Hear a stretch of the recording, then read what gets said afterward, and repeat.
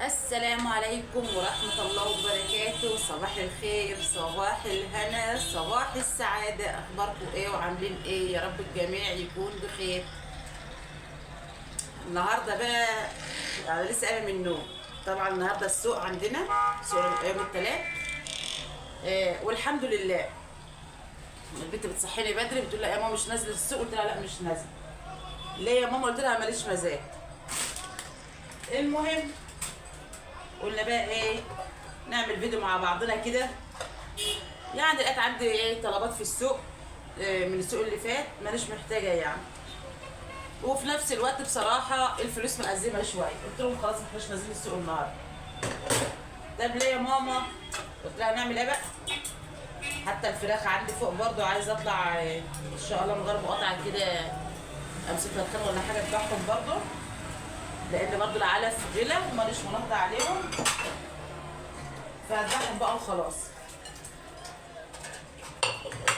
بس طبعا بقالي فتره مفيش فيديوهات، مفيش. لما القناه رجعت نزلت مني تاني. بصراحه ربنا يا جماعه، ما- مش عارفه. زي ما قلت كده في الفيديو اللي انا اتكلمت فيه وانا قاعده كده من غير اي حاجه، ما عادش ليا مزاج. يعني مفيش تقدير ومفيش تشجيع ومفيش حاجات كتير كده. وكمان ده كله برضه والنفسيه يعني الحمد لله. فبصراحه بقى ماليش مزاج اعمل اي حاجه. بس بقى امبارح كنت طبخه فرخه من اللي انا ذبحتهم من عندي من على السطح. بسم الله الله اكبر، والله العظيم يعني اكلها ما شاء الله ما شاء الله.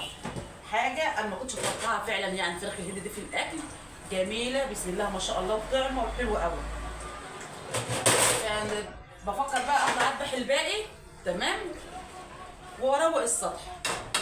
فبدل ما اقعد بقى اجيب علف، والعلف طبعا غالي والناس كلها بتشتكى من موضوع الغلا والكوى اللي احنا فيه ده. فان شاء الله ناويه بقى ايه يعني اذبح دول، وبعدين ربنا يفكها بقى واجيب مثلا ايه بط وفراخ صغيره وحاجات يعني. بدل بقى ما اكل في ضيف الخلا وكده وما لهمش لازمه. اي نعم هم بداوا يبيضوا وكل حاجه، بس كده كده بنجيب البيض وبناكله. فهسيب بقى ايه، عندي 5 فراخ بلدي دول ممكن اسيبهم. وبقيت الفراخ اللي عندي هذبحها ان شاء الله. وفي نفس الوقت برضو يعني كان عندي فريزر كنت بخزن فيه بط فراخ حاجات من دي ووجب اتباع. فما فيش مكان عندي. دي برضو حاجه يعني خانقاني بصراحه ربنا قوي. الفريزر كان عندي بسم الله ما شاء الله كنت بخزن فيه، يعني على دخلة رمضان ده والله العظيم. بس ده الكلام ده اللي انا بحكي ده بقى ايام ما كانت الحاجه لسه رخيصه يعني. ايام ما كانت شكاره عارفه ال 25 كيلو ب 110 ولا 120 جنيه، وكنا برضه بنستغلها ايامها سبحان الله. فالوقت بيقول يا ريت الايام دي ترجع تاني بجد. يعني انا قايمه من النوم دلوقتي يا دوبك كل اللي عملته امنيه عملت كوبايه شاي وشربتها، ومفيش لقيت المقنعه مش عايزه اعمل حاجه. دخلت على ايه، قلت اما اروق الحوش بقى. طبعا الابله اسراء ربنا يصلح حالها كانت في الامتحان النهارده ولسه يوم الخميس وتخلص. ونفسهم قوي يروحوا مصر عند خالتهم يقضوا اسبوع. انا كنت وعدهم بصراحه يعني،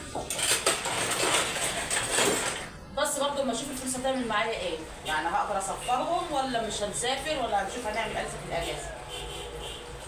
فهم بقى اللي عاملين يزنوا عليا بصراحه. اذبحي الفراخ يا ماما، محدش هيجي يبص عليهم ويمشينا يا ماما. فهنشوف لسه. فدعوه حلوه يا جماعه، ربنا يصلح حالكم يا رب. ولايك واشتراك في القناه وارفعوا القناه معايا شويه، لان القناه انا كل ما يعني اهتم بيها بصراحه واتشجع بتبقى حاجه ترجعني تاني لورا. مش عارفه ليه. انا حاسه ان انا معمول لي عمل ان انا لا قناتي تكبر ولا دنيتي تمشي. مع ان في ناس كتير فكرت ان انا يا ما هنا يا ما هناك قسما بالله، ومش ناس غريبه يعني اقرب الناس ليا. انت قبضتي، انت جالك، انت مش عارف ايه. والله العظيم ما حصل، والله يا جماعه لسه ما حصل. لا قبضت ولا اي حاجه لسه. ونفسي وانا يوم ما هقبض انا من النوع اللي لا بعرف اداري ولا بعرف اخبي. يعني يوم ما هقبض وقايله لهم ووعدهم بكده، اول قبض هيجيلي هعمل اكبر عزومه كده واعزم الكل. بس ما فيش حد بيصدق ليه بقى، مانيش عارفه. عندي شغل كتير وعايزه الم سجاد الشقه اللي تحت ده وعايزه اغسل وعندي يعني، بس مش عارفه. فهي فعلا النفسيه هي اللي بتعمل كل حاجه، يعني الواحده لما تكون نفسيتها مرتاحه بتتشجع وبتعمل كل حاجه. فربنا يروق بالكم جميعا، وما تنسونيش يا حبايبي لايك واشتراك في القناه، امانه عليكم، ربنا يخليكم ويبارك فيكم يا رب. ونقدر احنا داخلين على ايام جميله وايام مفترضه، ربنا يكرمنا جميعا، وكل سنه وانتم طيبين وكل عام وانتم بخير، وان شاء الله احلى ايام. ايام طبعا داخلين على شعبان ما شاء الله، وبعد كده رمضان، احلى ايام في السنه، وربنا يعيننا يا رب على فعل الخير فيها، وربنا يهدي الناس. ورساله يا جماعه، كل واحد يبقى في حاله، وكل واحد يا دوبك يقول يا رب نفسي في الايام اللي احنا فيها دي محدش يشغل باله بحد، كل واحد يشغل باله بعياله ببيته بمصاريفه بالايام اللي احنا مش عارفين نمشي فيها. لما راح اجيب كيلو الرز ب 35 جنيه ده حرام، يعني حرام. يعني ما اجيب بس كيلو رز، واحنا قلنا اي نعم، يعني انا من الارياف بس ما فيش عندي اراضي، يعني لا عندنا مثلا بنجيب الزرعه زي الناس الفلاحين وبنخزن الرز من سنه للسنه ونغلى من سنه للسنه، لا ما عنديش. بشتري بالشكاره، والوقت بشتري بالكيلو. فالنفر لما يجيب كيلو رز ب 35 جنيه، عمال بقى يعني هتحبي تعملي ابسط اكله هتلاقيكي بتكلفي زي ما كنت بتعملي لحمه زمان. انا بقالي فتره ما جبتش لحمه، وبسال يعني واحد قريبنا جزار جنبنا بساله، لقيته بيقول ده كيلو ب 350. قلت له ان شاء الله ليه؟ قال لي داخل على 400 جنيه. قلت له كمان؟ يعني كيلو اللحمه دلوقتي عامل زي ما كان نفر بيروح يجيب حلقه ذهب زمان 3 4 جرام، وكل ولا الذهب اللي عاد ب 4000 ده. يعني يا عيني لما يكون في عريس مثلا عايز يجيب شبكه، ولا هيجيب شبكه، ولا يجيب خشب، ولا يجيب شقه، ولا العروسه. انا شايفه فريزر امبارح على النت فرز تاني، يعني مش اول ولا حاجه، في خطه في بعيد في قول 30000 جنيه، في 30000. اما لما اجيبه بقى للعروسه ولا كده هجيبه بايه؟ فربنا يعيننا على حالنا يا جماعه، ربنا يعيننا على حالنا بجد. الواحده خلاص يعني مش عارفه في ايه، وحياه ربنا انا ببقى عايزه اعمل فيديوهات واقول للبنات ونعمل تحديات، وخلاص يا ماما ماشي ومعاكم يلا ومش عارف ايه، وانا اللي اكسل اقول يا ماما افتحي لايف حتى على التيك توك، والله العظيم ما ليا مزاج لاي حاجه خالص. يعني انا دلوقتي بصراحه ربنا يعني عايزه انزل اجيب اكل الفراخ، وعايزه انزل اجيب حاجات من السوق، قله الفلوس اللي مقعداني، يعني مفيش معايا كامل. طب هنزل اعمل ايه؟ قلت لهم والله ما انا نازله، لا نازله ولا طالعه، خلينا قاعدين. فانا بحمد ربنا برضو ان انا يعني الحمد لله على كل حال، ان انا شايفه ان انا يعني دنيتي قادره ان انا امشيها. يعني من ناحيه العيال طبعا زي ما قلت لكم مفيش معايا الا جوز البنات،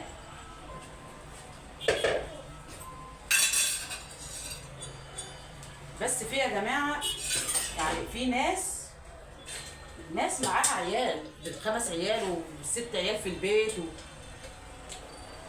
بصراحه ربنا يعين كل واحد على حاله، ربنا يعين كل واحد على حاله. يلا الحمد لله على كل حال، وان شاء الله يا جماعه الدنيا هتتفك وهتبقى كويسه. بس كل اللي بتمناه منكم بس لايك واشتراك في القناه، ومساعدتكم ليا باللايك والاشتراك في القناه. نفسي بس الشرط الاخر بتاع ال 100 دولار ده نفسي ان انا اكمله.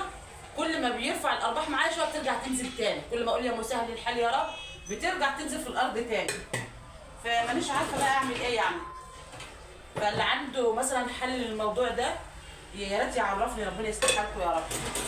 يعني اصحاب القنوات الجميله يعني الكبيره دي، يعني اهتموا بالقنوات الصغيره شويه يا جماعه، ارفعوا المنتدى عندكم شويه فيديو حاجه. انا كنت والله العظيم في الاول كنت بقعد، بس برضه ما عادش ليا نفسي، يعني كنت بقعد اشوف القنوات اللي لسه بادئه اخد عندها فيديوهات وانشرها عندي. بس هي فعلا بقالي فتره ماليش مزاج لاي حاجه، ليه ماليش عارفه. يعني يمكن قمت برضه علشان ان انا قلت ايه اتكلم معاكم شويه، لان انا حاسه انا قاعده زهقانه وزعلانه فقلت اما اطلع ايه افك معاكم شويه كده واشطف ايه المواعين دي، لان هي كده كده هتقعد في قلابيسي حتى لو فضلت لبكره. الانسه اسراء جايه من الامتحان تعبانه دخلت تاني، هي اللي عليها تشطيب الحوض والمطبخ. بس يلا الحمد لله فضل لها ايه ان شاء الله يوم الخميس بعد بكره تبقى خلصت امتحانات، وهيمسكوني بقى ويصدعوني بموضوع السفر. فان شاء الله مفيش فيها سفر السنه دي، مفيش فيها سفر. شوفوا امنيه واقفه ورا الكاميرا بتبرق لي كده، ايه يعني مش هنسافر ولا ايه؟ لا ده كل اللي خالته، هم عندهم خالتهم بقى اختي اللي هي الصغيره، ادعوا لها بالشفاء يا جماعه، لان كانت تعبانه وكانت بتعمل عمليه امبارح. ادعوا لها ربنا يشفيها ويقومها بالسلامه لعيالها يا رب، ويشفي كل مريض في الدنيا اللهم امين. بصراحه انا يعني روحي رايحه قصادها، يعني دي كانت والدتي الله يرحمها، كانت يعني هي طبعا الصغيره بقى بتاعتها والدلوعه والدلع كله والهنا كله كان لاختي دي، ربنا يشفيها يا رب. فمن ساعه بقى ما والدتي ما توفت وانا بخاف عليها قوي، يعني انا كنت قاعده اقول لوالدتي، تقعد تقول لي اما موت محدش هيبص ومحد، قلت لها لا يا ستي والله العظيم هي في عينين، يعني مش عشان حاجه، يعني هي ما هي اختي برضه، فبخاف عليها بقى. يعني انا ربنا يخلي ليا اخوات بنات، بس هي دي سبحان الله معزه خاصه كده، يعني معزه في قلبي كده، بخاف عليها وما بلاقيها زعلانه ولا حاجه ببقى هين عليها ان انا اطير كده واروح لها، مع ان يعني المسافه مش بعيده، يعني كل حكايه 3 ساعات بنبقى هناك عندها ولا 3 ساعات ونص. فان شاء الله ربنا يكرم بس البنات كده بقى ونروح ما ياخدوا الاجازه نقعد هنا يومين ونيجي، عشان طبعا هي برضه ما تزعلش، انا ما اقدرش على زعلها، وربنا يشفيها ويقومها بالسلامه لعيالها، فما اقدرش على زعلها. الدنيا بصوا الدنيا كلها فوق وام احمد فوق، لان كانت برضه والدتي لما كنت انا وهي كده ما فيش بركه لاختك واختك الصغيره، اختك يا ست ما ربنا يخلي جوزها وربنا يخلي عيالها بالدنيا واللي فيها، يعني الواحده بتبقى مع جوزها وعيالها تقول لا برضه اختك وما فيش بركه، حاضر يا ماما حاضر من عينيا حاضر. فكانت دايما تقعد توصي فيا، فعشان كده بخاف عليها. اصل هم يعني اخواتي البنات كلهم ما شاء الله شايفين ان انا ايه اللي جامده فيهم، يعني من الاخر يعني مسترجليني. فقلت لها حاضر من عينيا، ام احمد في عينيا ما تقلقيش. فربنا يشفيها يا رب وتقوم لعينها بالسلامه. وعلى عيني والله يا حبيبه قلبي ان انت عملت العمليه دي وانا مش موجوده معاكي، بس الظروف بقى الامتحانات بتاعت البنات، عشان لو سمعت الفيديو انت عارف انا يا عمري ما اتاخرش عنك ابدا. وهنيجي يا قلبي ان شاء الله باذن الله، ربنا يفكها بس كده وعشان بس يبقى معايا فلوس وكده، وهجيلك باذن الله. شوفوا يعني حسيت لما اتكلمت معاكم شويه انا خلصت المواعين. طبعا بقى امبارح كنت بقول لكم جايبه فرخه وطبخناها، ولسه عندي اكل من امبارح، قلت للبنات كويس هنتغدى بقى النهارده وخلاص، مع ان النهارده يومنا سمك، وعندي برضو والله سمك في الثلاجه من يوم الاحد، اللي عايز ياكل سمك ياكل واللي عايز ياكل فراخ ياكل، فكل واحد براحته بقى على حريته يعني. انا عملت اللي عليا وطبخ لهم اكل من ده ومن ده، فاللي عايز حاجه ياكل. اما انا بقى نفسيتي لا ليا نفس الاكل ولا الشرب، الحمد لله ربنا يسترها على كده. دول بقى عايزين سلك مواعين عشان الومنيوم، منزل يا امنيه ابعد بقى امنيه تجيب لي ذره للفراخ واطلع اكلهم لان طبعا ما لهمش ذنب، وبعدين ايه ربنا يحلها. تعالي يا ماما خدي ال 50 جنيه هاتي لي ذره للفراخ وهاتي لي سلك مواعين عشان الومنيوم بس.